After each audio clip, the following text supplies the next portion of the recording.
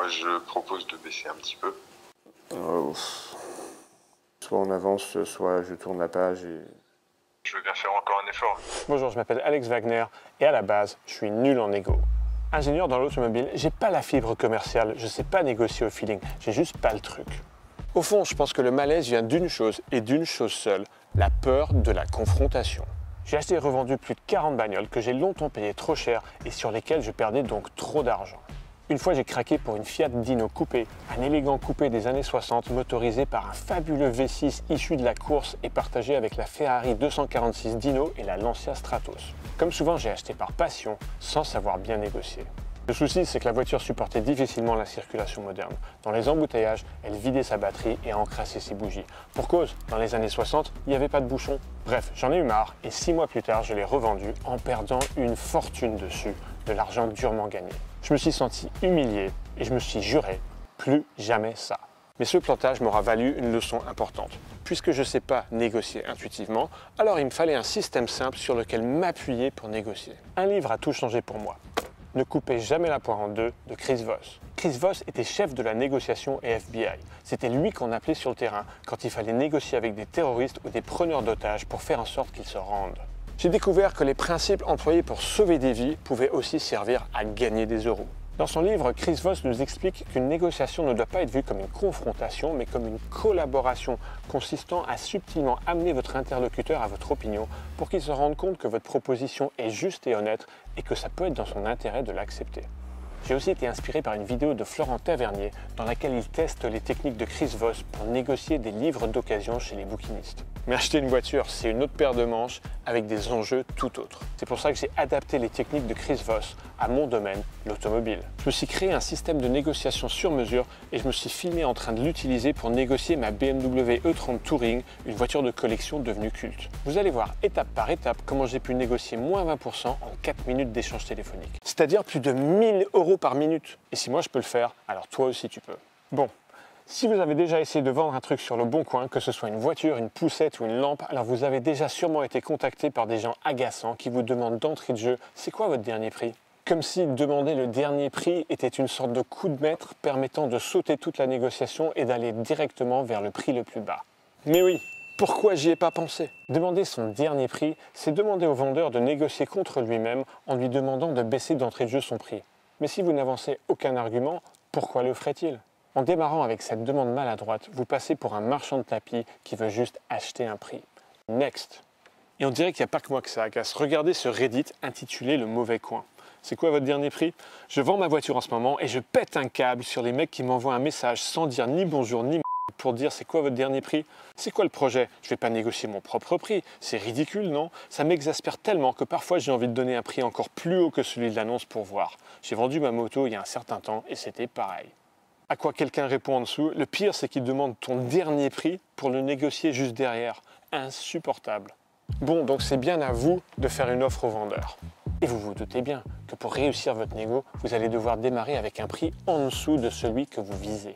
Ok, mais combien proposer exactement? Et comment éviter de braquer le vendeur et de faire en sorte de l'amener à accepter votre offre?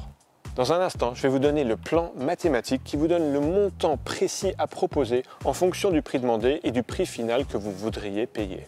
D'abord, bien négocier votre auto ne vous empêche pas de faire aussi des affaires sur les pièces détachées. Par exemple, pour la BMW E30 que vous allez me voir négocier, il me fallait une nouvelle banquette arrière pour remplacer celle d'origine qui avait bien vécu. Pour ça, j'ai acheté sur Ovoco, une vaste place de marché qui permet de réunir 5000 vendeurs sur toute l'Europe, permettant de réparer rapidement votre voiture en vous procurant des pièces détachées d'occasion. Regardez, je vous montre. Je tape BMW série 3 E30, siège arrière, voilà, recherche. Je clique sur la première, j'ai des photos détaillées, ça a l'air en très bon état, sans usure particulière. Je regarde que c'est bien issu d'une série 3 E30. Elle a 239 000 km, ce qui n'est pas un problème pour une BM, encore moins pour une banquette arrière qui souvent sert peu. Je peux voir des photos de la voiture de laquelle c'est issu. Au passage, regardez la baie moteur, on voit que la couleur d'origine c'était violet Daytona. Quelqu'un a cru bon de la repeindre en gris argent, allez comprendre. Et regardez, je peux même voir les autres pièces de cette voiture. Donc je peux faire mes courses, remplir mon panier et commander plusieurs pièces en même temps. Et bim, voilà les sièges que j'ai reçus quelques jours plus tard, soigneusement emballés. Un coup d'aspirateur et de nettoyant textile, et franchement, on dirait une banquette d'origine neuve. Les prix sont une fraction du neuf, et faire revivre une pièce existante, c'est quand même plus écologique que de continuellement jeter et de refaire du neuf. Et si on trouve pour ma E30 Touring, alors on trouve probablement pour votre voiture aussi. Essayez pour voir. Pour trouver facilement vos pièces détachées chez Ovoco, cliquez sur le lien dans la description. Achetez sans risque avec une garantie de remboursement de 14 jours. Maintenant, retour à la négo de notre E30. Un principe essentiel, surtout ne jamais négocier d'entrée de jeu. D'abord parce qu'avant de négocier, encore faut-il savoir exactement ce que c'est que vous allez négocier. Le plus souvent, les particuliers rédigent des descriptions, disons, succinctes. C'est nul! Donc on va poser des questions pour en savoir plus et surtout afin de révéler des points négatifs qui vont pouvoir alimenter la négo. Commencez par une simple expression d'intérêt. Je cherche une BMW E30 Touring et la vôtre m'a tapé dans l'œil. Enchaînez avec une formule qui vous positionne comme un acheteur sérieux. Je ne suis pas à côté, donc avant de venir voir votre auto, j'aimerais vous poser quelques questions afin de ne pas être déçu en la voyant. Le vendeur comprend là qu'il peut investir un peu de temps à vous répondre et comme il n'a pas envie que vous soyez déçu, il peut voir son intérêt à être transparent avec vous. Les premières questions peuvent être posées par mail. D'abord, sondez le suivi de l'entretien. À quand date la dernière révision? Qu'est-ce qui a été fait et qui a fait l'entretien? Le carnet est-il tamponné et à jour? Et est-ce que les factures sont présentes dans le dossier? Moins fourni et sérieux sera le dossier d'entretien et plus vous pourrez négocier. L'autre point faible de la voiture, c'est son dossier ou plutôt son inexistence de dossier parce que il n'y a pas d'historique, il n'y a pas de carnet, il n'y a pas de traces d'entretien. Je t'apprends rien, hein, ça dévalorise une voiture de ne pas avoir à ce point de papier et de dossier et de traçabilité. Je sais. D'ailleurs, je vais bientôt faire une vidéo à part entière sur comment évaluer un dossier d'entretien. Ensuite, intéressez-vous à l'état de la voiture. Quelles sont les petites imperfections mécaniques ou électriques? Entre parenthèses, je comprends bien que ce n'est pas une voiture neuve. Et vous le mettez ce truc entre parenthèses. Ça va mettre à l'aise votre vendeur et l'encourager à être transparent. Comment est l'état de la carrosserie et de la peinture? Griffures, pocs, micro-rayures? Comment est l'état de l'habitacle? Griffures, fissures, déchirures, craquelures? La voiture a-t-elle déjà été accidentée? Alors attention, le vendeur pourrait ne pas tout vous avouer. Pour ne pas vous fier à sa réponse, je vais bientôt faire une vidéo sur comment repérer les traces d'un accident. Demandez des photos additionnelles parce que souvent sur le Bon Coin, les vendeurs se limitent à 3 photos parce qu'au-delà, l'annonce devient payante. Pourriez-vous m'envoyer des photos détaillées, s'il vous plaît? Une petite vidéo montrant les imperfections pourrait nous permettre d'avancer plus vite. Après tout, votre vendeur a envie d'avancer vite, non?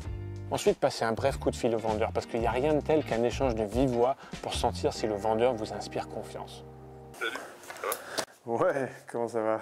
Au passage, ça vous permettra de débusquer immédiatement les tentatives d'escroquerie qui sont le plus souvent issues d'Afrique centrale. Si après tout ça vous êtes toujours intéressé, alors déplacez-vous pour aller voir l'auto avant de la négocier. Alors je sais, se déplacer, ça coûte du temps et un petit peu d'argent, mais croyez-moi, c'est un excellent investissement parce que vous allez pouvoir négocier beaucoup mieux à partir d'éléments concrets et probants.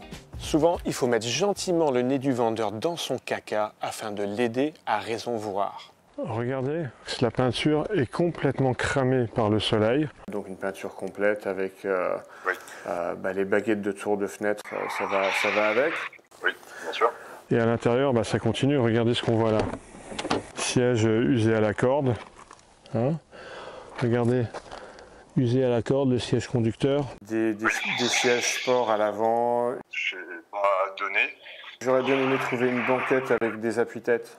Une sellerie, il y a le ciel de toit qui a besoin d'être fait, le tapis de sol, le volant, le pommeau, le store à l'arrière qui cache les bagages. Si vous ne vous sentez pas assez expérimenté pour évaluer une voiture, alors vous pouvez me demander de faire une inspection avant achat. Je me déplace partout en France et en Europe pour faire mes 200 points de contrôle en statique et pendant un essai routier. Une inspection avant achat vous évite d'acheter une merguez et vous donne un maximum de billes pour pouvoir négocier le prix. Bon, maintenant vous êtes allé voir et essayer l'auto. À supposer qu'elle vous intéresse toujours, le moment est venu de la négocier. Vous allez voir que 4 minutes peuvent suffire à une négociation rondement menée. Cela dit, je vous conseille de laisser passer une nuit avant de démarrer votre négo. La nuit porte conseil et cette temporisation vous évitera de vous emballer. Écoute, la nuit porte conseil. Je voulais de toute façon dormir sur l'idée de ta voiture. De plus, votre proposition sera alors perçue comme posée, sérieuse et réfléchie.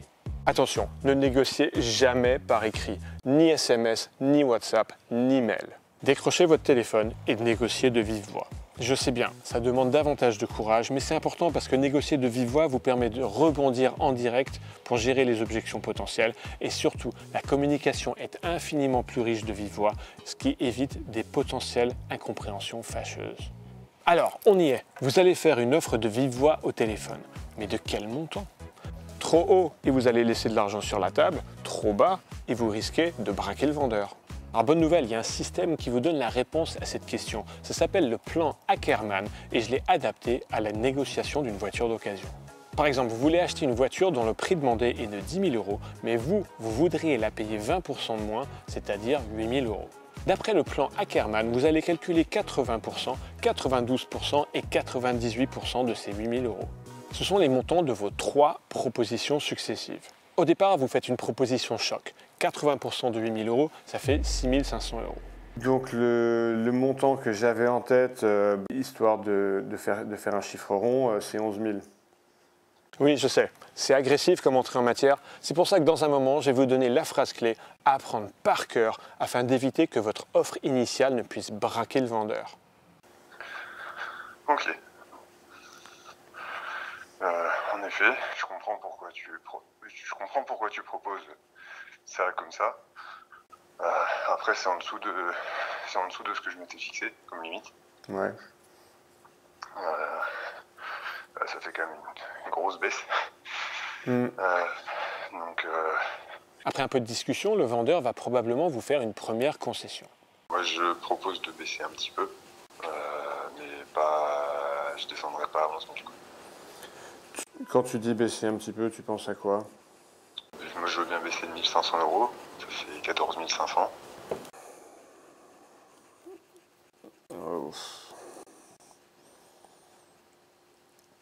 Je sais qu'elle n'est pas parfaite, qu'il y a des travaux à faire pour la remettre très bien. Vous allez en faire une à votre tour en augmentant votre proposition de 80 à 92%. C'est que je ferai le même effort de mon côté pour te faire une proposition à 12 500. Je m'étais fixé comme limite mini 14 000, donc c'est encore bien en dessous. La personne va probablement faire une deuxième concession. Je veux bien faire encore un effort, mais Et là, vous allez augmenter votre offre de 92 à 98%. L'écart n'est plus intergalactique. non, d'accord. À la fin, si le vendeur continue à vous dire que c'est toujours pas assez, vous lui faites votre dernière proposition, qui est le montant auquel vous vouliez arriver depuis le début. Bah... Non, je mettrai pas 14. Tu peux monter à combien? Bah écoute, si ça permet de faire le deal... Justifiez le montant avec un calcul précis. Je vais vous montrer comment dans un instant. Puis dites d'un ton ferme, je peux vraiment pas mettre plus. Je peux faire 13, mais je mettrai pas 1 € de plus. Qualifiez ce prix final de honnête ou de juste Pour arriver à quelque chose d'assez juste. pour communiquer que l'équilibre a été trouvé et que les deux parties peuvent alors se mettre d'accord. Allez, va pour 13. Ok, bah écoute, je suis content qu'on y arrive. Ah oui, quand même. Bon, je suis le propriétaire d'une poubelle très excitante. Alors si la personne n'est toujours pas d'accord, alors essayez de rajouter quelque chose de non monétaire pour vraiment souligner que vous n'avez plus un seul euro à mettre. Je ne peux vraiment pas mettre plus, mais je peux vous proposer une vente facile et rapide. Je peux vous virer de suite un acompte de 1 000 €, je commande demain le chèque de banque pour le solde et je viens d'ici la fin de la semaine chercher l'auto pour vous libérer votre place de parking. L'idée est de montrer au vendeur qu'il vous a pressé jusqu'à la dernière goutte pour qu'il puisse repartir en ayant le sentiment d'avoir réussi sa négo. D'ailleurs, cette idée-là, c'est la clé du plan Ackermann. Ces rajouts successifs qui diminuent de plus en plus donnent au vendeur l'impression qu'il vous a poussé dans vos retranchements et que vous ne pouvez vraiment pas aller plus haut.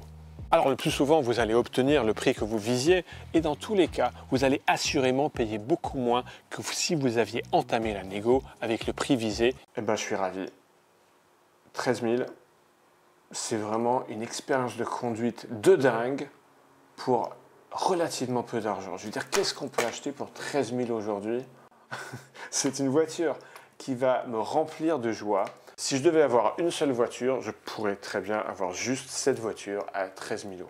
Vous pouvez vous appuyer sur ce plan mathématique pour négocier une voiture, mais aussi de l'immobilier et même négocier une augmentation de salaire. En tant qu'ingénieur qui n'a pas la fibre commerciale, ça m'a enlevé un gros mal de tête. Au passage, les gens commentent souvent qu'ils aiment bien mes explications claires, nettes et précises. Donc si toi aussi t'affectionnes les exposés bien carrés, alors tu pourrais envisager de liker la vidéo et même de t'abonner. Typiquement, quand je publie une nouvelle vidéo, j'ai un nouvel abonné toutes les 10 secondes. Donc toi aussi, tu peux y aller. Merci beaucoup pour ton support. Maintenant, pour donner plus de poids aux différents montants de votre plan Ackermann, justifiez-les avec des calculs objectifs et des comparables de marché. Montrer à votre vendeur une voiture similaire à vendre moins cher, ça permet de le mettre en face de certaines réalités de marché. Le truc avec une voiture modifiée, c'est que c'est toujours difficile d'établir une valorisation. Il y a un comparable qui est intéressant sur le marché. Alors dans ma négo de cette E30, j'ai eu beaucoup de chance parce qu'il s'était vendu pas cher aux enchères juste la veille, une voiture directement comparable. C'est une vente qui s'est terminée hier sur Benzine, le site d'enchères en ligne. C'est particulièrement pertinent parce que, comme toi, c'est une 320i E30. Le cylindrée a été augmenté à 3,3 litres.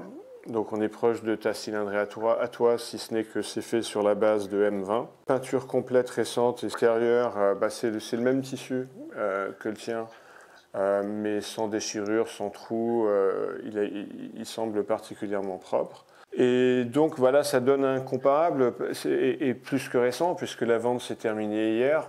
Ça permet de fixer comment le marché peut valoriser ce genre de bagnole. Mais je suis d'accord, ça donne une idée. Ouais, je me sentirais OK d'acheter ta voiture pour une somme comparable. En plus, un résultat d'enchère, c'est particulièrement convaincant parce que c'est pas juste un prix demandé, mais un vrai prix d'une transaction réelle. Et bim! Je comprends ce que tu dis par rapport à la vente qui vient de se terminer. C'est terminé hier. Je ne pouvais pas non plus en avoir connaissance. Ouais, c'est clair, ouais. Et même si vous ne trouvez pas de comparable objectif, vous pouvez toujours trouver un comparable plus subjectif. Bah oui, parce qu'en réalité, il arrive qu'on hésite parfois entre deux voitures qui n'ont a priori rien à voir. Par exemple, vous pouvez dire, je suis en train de chercher comme voiture plaisir, soit une BMW E30 Touring, ou alors, dans un tout autre genre, cette Mazda MX-5 à vendre 3 000 € de moins. Par ailleurs, si la voiture nécessite quelques travaux, comme c'est le cas de ma E30 Touring, alors prenez le temps de faire des devis et des estimations par des pros. Je suis allé me déplacer voir mon carrossier, mon sellier, pour affiner un peu la question. Plutôt une bonne surprise côté carrossier. J'estime ça à 3 800 pour faire une peinture complète avec les montants. Des sièges sport, ça va être à peu près 1 500. Le budget sellerie, ça va être dur de faire moins que 3 000. Le store en rouleur, bagages, j'en ai trouvé un pour 300 € d'occasion. Un volant qui tienne la route, c'est 200. Un pommeau d'occasion, c'est 50. Des tapis de sol, ça doit être 150. Je t'économise de faire l'addition de tout ça, ça fait 9000 piles. De tels chiffrages concrets permettent d'étayer objectivement vos propositions et d'éviter de donner l'impression d'un montant arbitraire tiré de votre chapeau. J'ai pris le temps de voir des gens, d'appeler des gens, pour pas qu'on en soit à sortir des chiffres un peu au hasard de nos chapeaux respectifs. On est d'accord, c'est très bien, et ça, au moins c'est clair. Maintenant attention, parce qu'appliquer sans ménagement le plan Ackermann risque de planter votre négo dès la première étape. Le problème, c'est que la première offre dite choc est tellement basse qu'elle a toutes les chances de vexer votre interlocuteur, le braquer et potentiellement provoquer une confrontation violente. Regardez plutôt ce témoignage.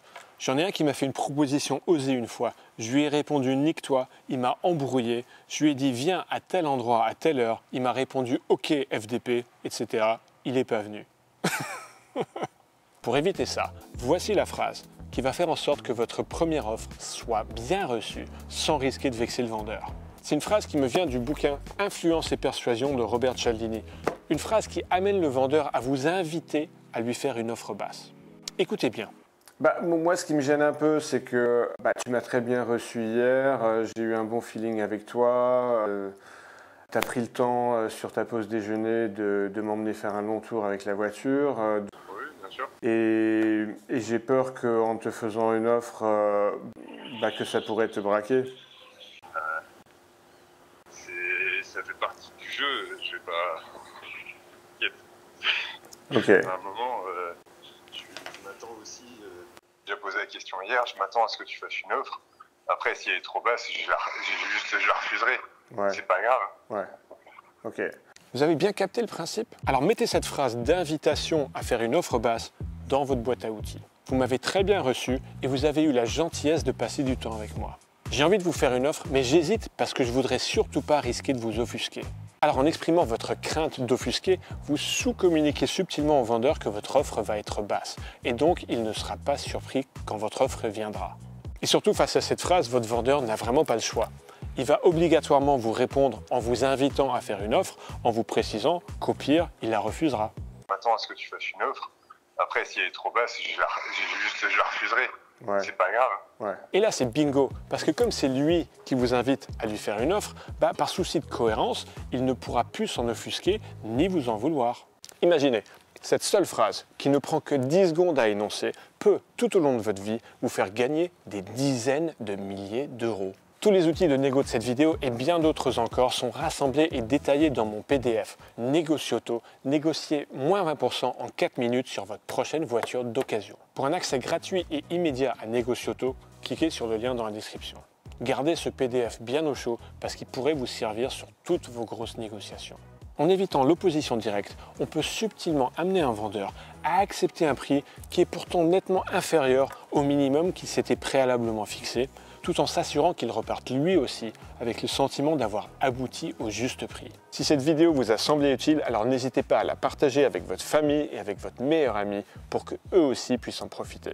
Maintenant, je vous conseille de regarder ma vidéo dans laquelle je me déplace pour inspecter et essayer cette E30 Touring.